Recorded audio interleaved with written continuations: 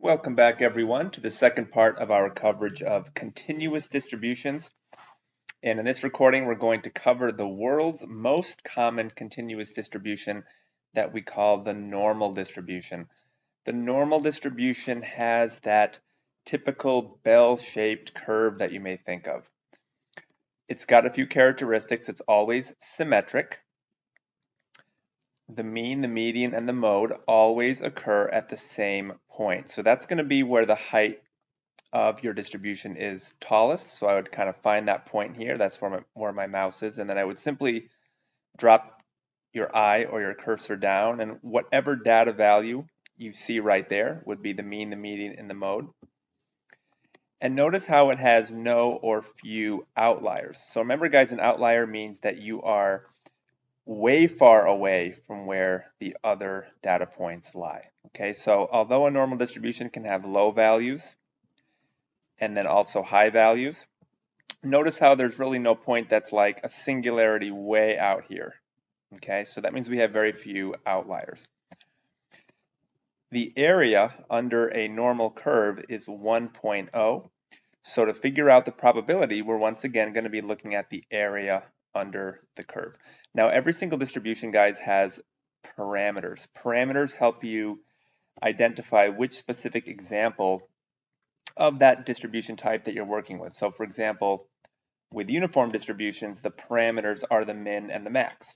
That was the only thing that we had to put into RGuru for the calculations to work. For a normal distribution, the only parameters are the mean and the standard deviation.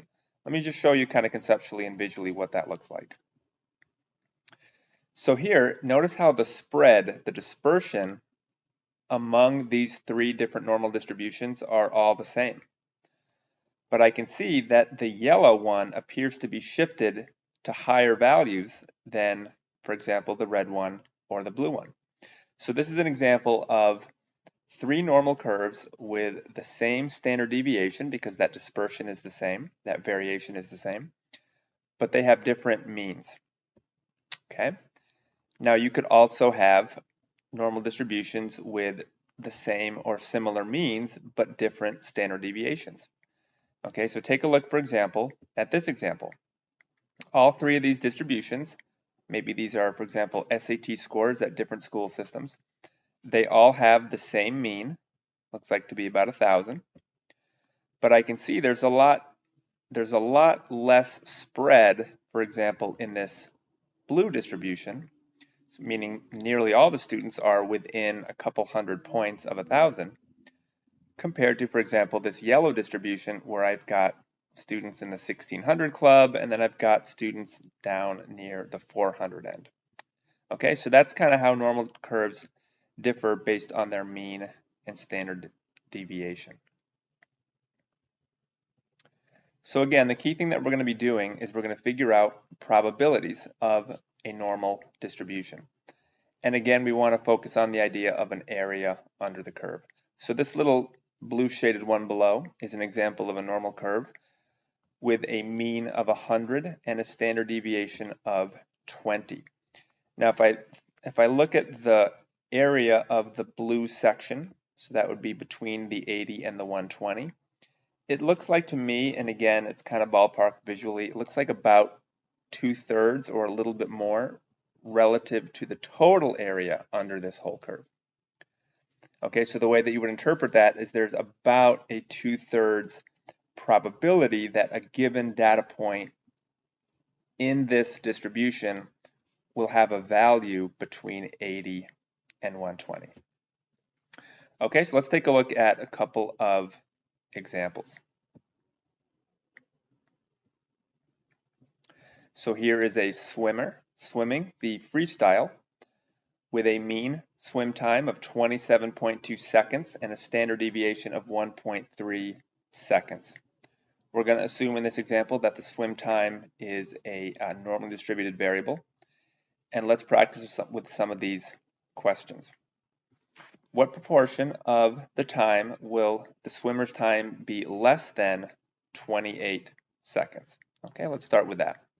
So this is tailor-made for RGuru, so let's practice with that.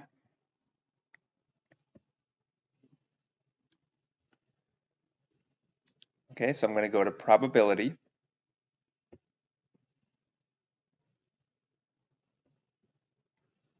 Notice how it's still continuous.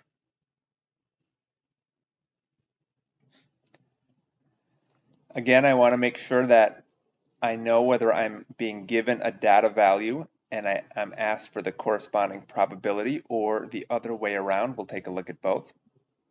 So the problem asks for the probability of lying between 26 and 28 seconds. So that means I'm given a data value and I want the probability. So it's going to be the first one checked. Now, again, normal is I believe that when you load ArgGuru, it will default to a normal distribution, but if not, because you were just, let's say, working with the uniform distribution, all you would have to do is find the normal distribution in the drop-down list. And then again, here are the parameters. Okay, so let's check again. Okay, this swimmer on average swims the freestyle in 27.2 seconds with a standard dev of 1.3, so that's what goes into your parameters. 27.2 seconds, standard dev of 1.3. And then again, notice how we have the same options for any continuous probability distribution. Okay, so I believe the first question was, what's the probability or proportion, which is the same thing, of time will be, let's start with, looks like less than 28 seconds, less than 28 seconds. Okay, so that's going to be a below 28. Always graph it. The reason you want to graph it is if you check the graph first and the graph looks like it's pulling the right numbers, then the probability is probably going to be correct. For example, let's take a look at the graph first. Again, the probability is the area. So notice how ArgGuru is shading the area less than 28 seconds. That's what we want. Okay, so by checking the graph first, I can be confident that the answer I'm getting is going to be correct. All right, so in this case, about 0.73. So what that means is that if this swimmer were to swim this freestyle 100 times, about 73 out of those 100 times, the person would swim with a time of 28 seconds or less. Okay, notice how it gives you the mean, which is just what the parameter of the distribution, and then again, there's the variance, which is the square, excuse me, of the standard deviation. Okay. All right, let's practice with another question. What proportion of the swimmer's time will be between 26 and 28 seconds? And then we'll look at greater than 28.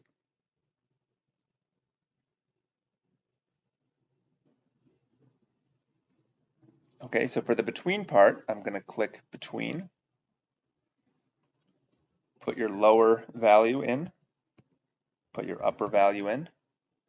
Always graph it. Click preview. Okay, so in this case, again, look at your graph first. Always look at that graph first, because again, then you know your tool is running the correct calculation that you want it to. So again, I can see the area is shaded in between 26 and 28 seconds, so that's a good thing. So the answer is 0.55, so about 55% of the time this swimmer will swim a time between 26 and 28 seconds. Now if we wanted to do the greater than, that would be an above 28.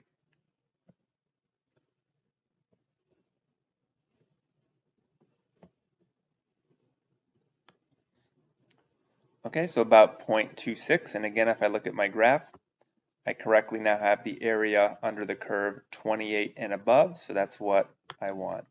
We'll just take a look at a couple of other, maybe one or two more examples. Actually, first, let's do this one. What time would correspond to the best 10% of the swimmer's times? Now, in this case, we kind of have to use our brain a bit. Let's go to ArgGuru.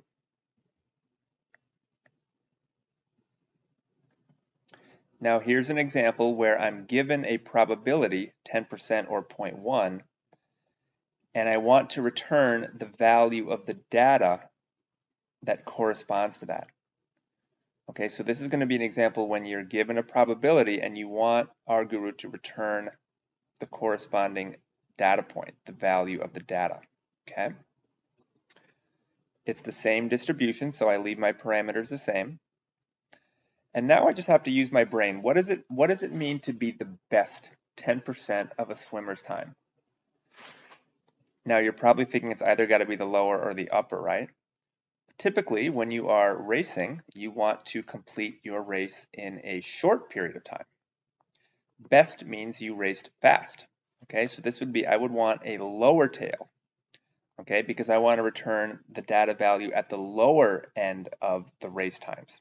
Okay, so I'm going to put lower tail, and because 10%, the decimal equivalent is the 0.1, I'm going to put the 0.1 as my input there. Always graph it, because then you can always check if you made a mistake. Click preview. Again, graph first, like a broken record. Look at the graph first. I can see that I'm getting the area that's only the first 10%, the lowest 10% of the whole swim time distribution, which is what I want. And I can see that 25.53 seconds is the exact 10th percentile, basically. Okay, so about 10% of the time, this swimmer is going to run the race. Excuse me, I keep saying run. Will swim the race in 25.53 seconds or less, because that's better. Okay. All right, let's take a look at one or two more examples.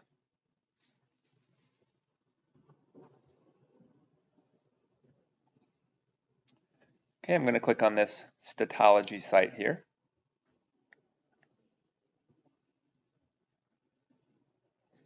Has a couple of fun examples to work through. Just for the sake of keeping our video short, I'm just going to do a couple. Let's take a look at example 2 here. So allegedly, at least according to this data set, the distribution of male heights in the US is normally distributed with a mean of 70 inches and a standard deviation of 3 inches. So suppose someone were interested in knowing, for example, what's the probability of finding a 6-foot tall guy? All right, we can actually answer that using RGuru. Okay. Notice how we have parameters here, again 70 inches, standard dev of 1.3, and let's find the probability of being at least 6 feet. Okay, so basics. Now I have a different normal distribution now, so I need to update it.